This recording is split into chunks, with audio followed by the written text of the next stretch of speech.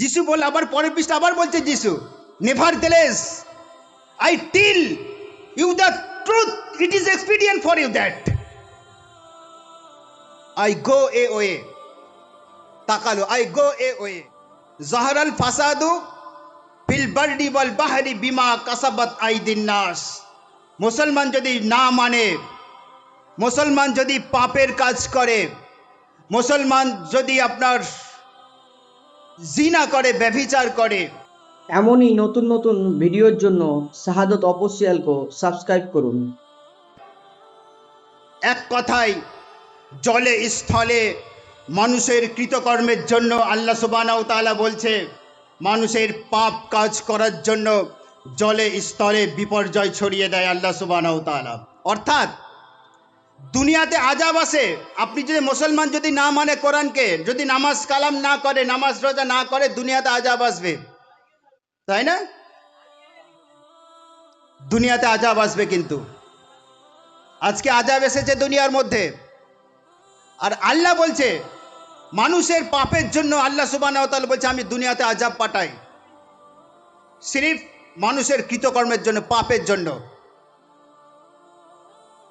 আমরা মুসলমান, আমরা এ দেখুন নামাজও পড়তে পারি না, কত পাপ কাজ করি দুনিয়াতে। আমাদের মুফতি সাহেব বলছিল না, বড়দেরকে শ্রদ্ধা, পিতামাতার কথা বলছিল।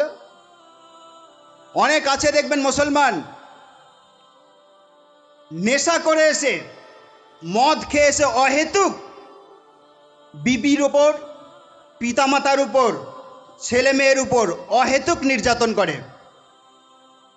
ভারতবর্ষের কয়েকটা রাজ্যে দেখবেন মদ নিষিদ্ধ আছে, কয়েকটা রাজ্যে, আর কয়েকটা রাজ্যে আংশিক নিষেধাজ্ঞা আছে।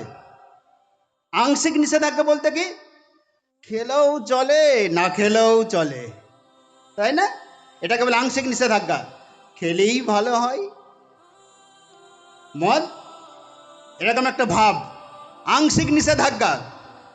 মানে খেলেও চলে না খেলেও চলে, একটু খেলেই ভালো এক ঢোক।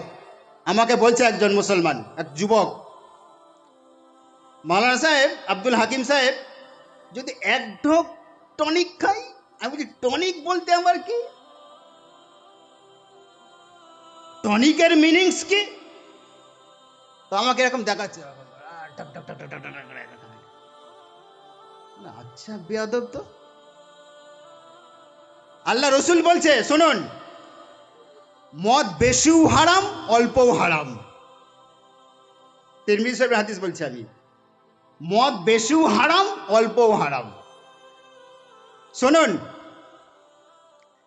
জাতিসংঘের মাদকদ্রব্য সংস্থা আছে, জাতিসংঘের মার্কিন centre for disease control and prevention নাম হচ্ছে তার, আর একটা নাম হচ্ছে drugs, alcoholism and crime,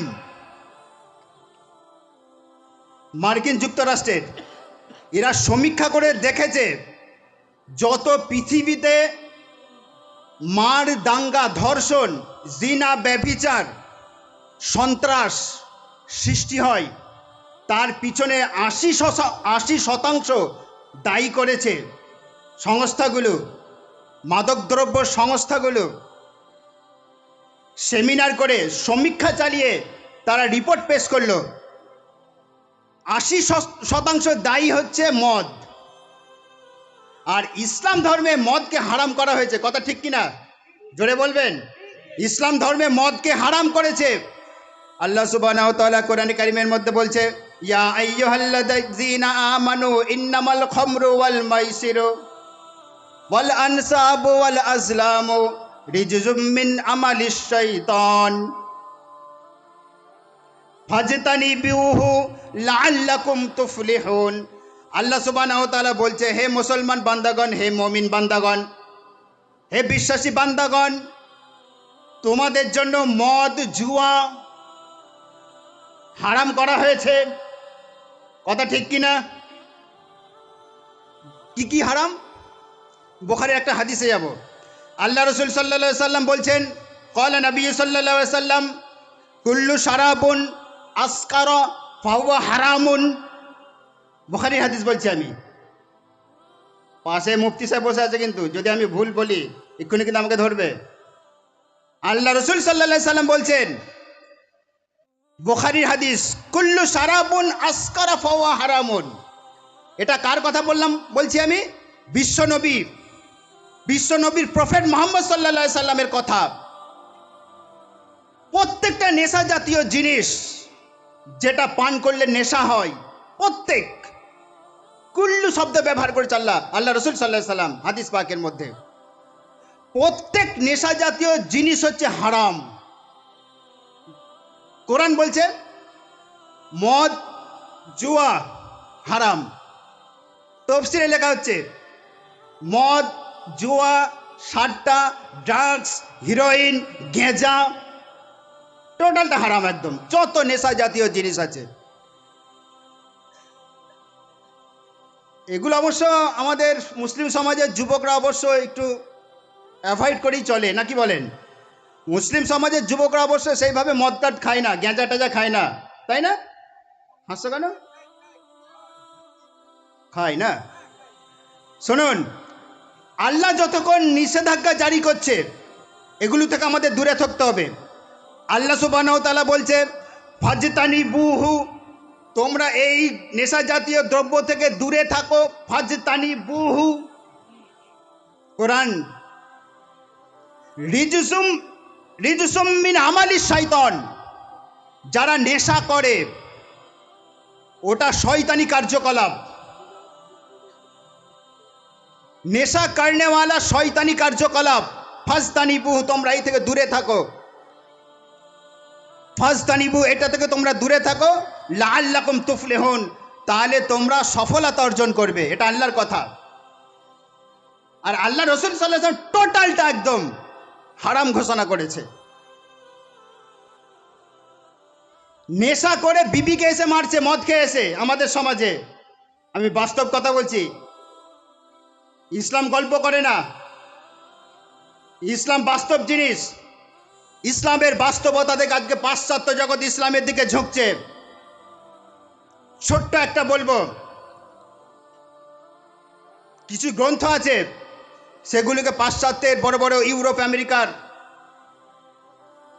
doctor, ইঞ্জিনিয়াররা, ইতিহাসবিদরা, দার্শনিকরা, বিজ্ঞ মানুষরা পড়ে। তো আমাকে বলছে উনি, আহমদ সাহেব, বাইবেলের মধ্যে আমি পেয়েছিলাম আল্লাহ রসুলের কথা। যিশু বলেছে বাইবেলের মধ্যে। শুনুন বাইবেল কি বলেছে, একটুখানি টাচ দিই আপনাদের, তারপরে এখানে ফিরে আসবো আবার। বলছে আমি খ্রিস্ট ধর্মের মানুষ ছিলাম, কিন্তু বাইবেলের মধ্যে আমি দেখলাম যখন বিশ্বনবীর প্রফেট মুহাম্মদ সাল্লাল্লাহু আলাইহি সাল্লামকে অ্যাকসেপ্ট করা হয়েছে বাইবেলের ভিতর, যিশু নিজে বলছে ইফ ইউ লাভ মি। যিশুর কথা বলছে বাইবেল থেকে। আমি একটা কথা, ছোট্ট একটা কথা বলবো, যেখানে বড় বড় জলসা করি বিস্তারিত একটু বলি, অবশ্য বলি না তা নয়, ছোট্ট আপনাদের টাচ দিই একটুখানি। ইসলামটা আজকে পাশ্চাত্য জগতে কেন জনপ্রিয় তার একটা ছোট্ট কারণ বলছি আপনাদের। ইউরোপ আমেরিকার বুকেতে, আমি পরে আসবো, আজকে লস অ্যাঞ্জেলেসে আজাব এসছে আল্লাহর, তাই না? আমেরিকার ক্যালিফোর্নিয়ার লস অ্যাঞ্জেলেস। কয়েকটা কারণ বলবো আপনাদের, বাস্তব একদম, যেগুলো বাস্তব, যেগুলো তথ্য, যেই তথ্যগুলো আমার সংগ্রহ করা আপনাদের শেয়ার করবো আজকে একটু। তো বাইবেলে যিশু বলছে আজকে ইউরোপ আমেরিকাতে যারা ইসলামকে গ্রহণ করছে, ইউরোপ আমেরিকার বুকেতে তারা সব হাই এডুকেটেড, উচ্চশিক্ষিত। আপনার আমার মতো কিন্তু মূর্খ নয়। মূর্খ মানুষরা ইসলাম গ্রহণ করে না, তারা যাচাই বাছাই করে, গবেষণা করে, পৃথিবীর সমস্ত ধর্মগ্রন্থগুলিকে নিয়ে গবেষণা করে। ইতিহাসবিদদের থেকে একটা কথা বলে, ঐতিহাসিকের মতামত থেকে, ইতিহাসবিদরা বলেছে গোটা পৃথিবীতে, সারা দুনিয়াতে 2.5 থেকে 3.5 ধর্ম আছে। কত বললাম? এটা একটু শিখে রাখুন, প্রশ্ন করলে উত্তর দিতে পারবেন আপনারা। পৃথিবীর বড় বড় টপ ঐতিহাসিকরা বলেছে গোটা বিশ্বের বুকেতে 2.5 থেকে 3.5 ধর্ম আছে, তন্মধ্যে ইসলাম একটা ধর্ম, খ্রিস্টান একটা ধর্ম। খ্রিস্টানদের বাইবেল থেকে আমি বলছি, যিশু বলছে if you love me keep my commandments, and I will pray the Father, and he shall give you another comforter that he may abide with you forever.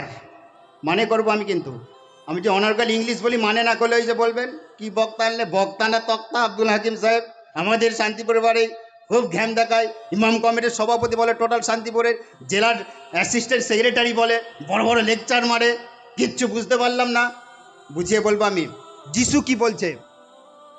যখন নিউ মুসলিমদের সাথে সাক্ষাৎ হয় বিভিন্ন কনফারেন্সে, আমার এসব প্রশ্নগুলো আসে, এসব কথাগুলো আসে, যার জন্য আমি আপনাদের শেয়ার করছি কথাগুলো। যিশু বলে, আবার পরের পৃষ্ঠা আবার বলছে যিশু, nevertheless I tell you the truth, it is expedient for you that I go away, তাকালো, I go away comforter that he may abide with you forever. অর্থাৎ যিশু বলছে, if you love me keep my commandments and I will pray the Father and he shall give you another comforter that he may abide with you forever. অর্থাৎ যিশু প্রথম বলেছে if you love me, তোমরা যদি আমাকে ভালোবাসো। খ্রিস্টানরা যিশু বলে, আর আমরা মুসলমানরা বলি হযরত ঈসা আলাইহিস সালাম, তাই না? জানেন কি জানেন না? আমরা যাকে ঈসা বলি, খ্রিস্টানরা তাকে যিশু বলে। একটু কাছে সরে আসুন। আর